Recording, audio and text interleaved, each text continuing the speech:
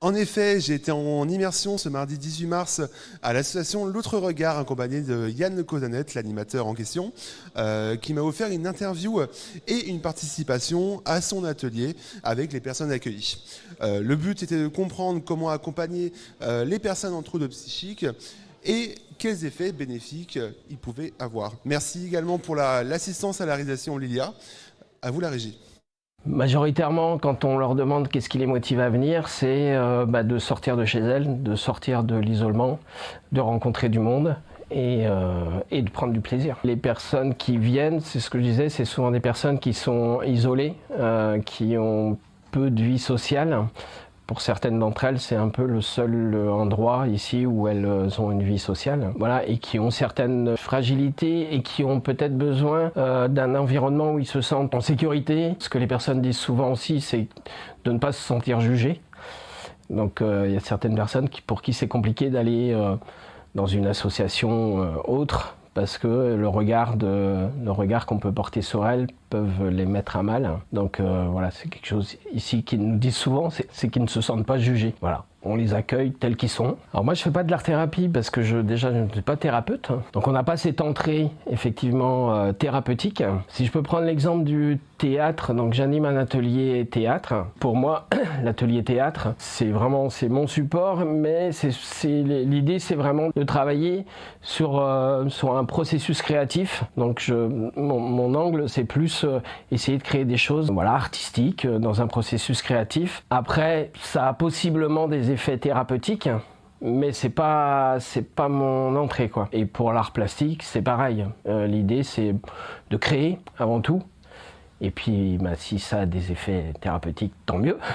Au service d'accueil de jour, on met beaucoup l'accent sur du collectif, d'essayer de créer les conditions pour que les personnes se sentent faire partie d'un collectif. Et dans les projets que je propose en art plastique, c'est souvent des projets collectifs aussi. On n'est pas thérapeute, tout simplement. Pour le théâtre, ça fait 2 ans que j'ai commencé. Donc moi j'ai une pratique de théâtre amateur et depuis 2 ans on a monté un projet avec un financement culture et santé où on fait intervenir des artistes professionnels. Donc l'année dernière c'était 2 danseurs et cette année c'est une compagnie qui s'appelle la compagnie La Morsure, donc qui interviennent ponctuellement sur l'atelier théâtre. Donc là bientôt le 20 mars là il va y avoir une exposition au CCNRB, le Centre chorégraphique national Rennes-Bretagne.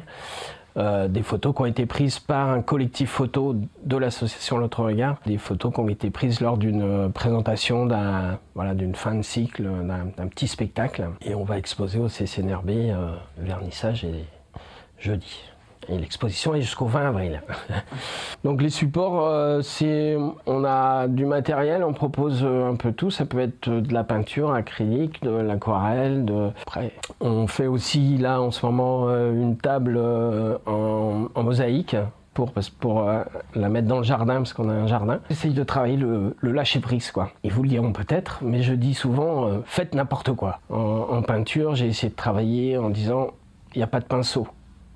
On utilise des brosses à dents, des éponges, mais on n'utilise pas de pinceau. Justement, un peu dans cette idée de ne pas être dans une forme de maîtrise. On pourrait dire que ça les libère dans un certain sens de faire du n'importe quoi, du coup ?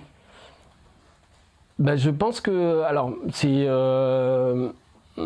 compliqué pour beaucoup de personnes, mais je vois que avec certaines personnes, ça commence à... Elles s'autorisent à se lancer, quoi. Donc ça fonctionne. On accueille des personnes qui souvent ont vraiment des sentiments de persécution. Le regard de l'autre peut être persécutant. On essaie de créer des conditions où ils ne vont pas se sentir persécutés. Tout ça amène, on l'espère, les gens à reprendre confiance en elles, parce que c'est les personnes qu'on accueille souvent, on a surtout mis en avant leur incapacité, donc ils ont une image très dégradée d'elles-mêmes, un manque de confiance abyssal. On essaye de montrer une autre image, une autre image que la société peut avoir sur les personnes souffrant de troubles psychiques. Il y a un discours médiatique, etc., qui peut donner une image de gens dangereux, etc.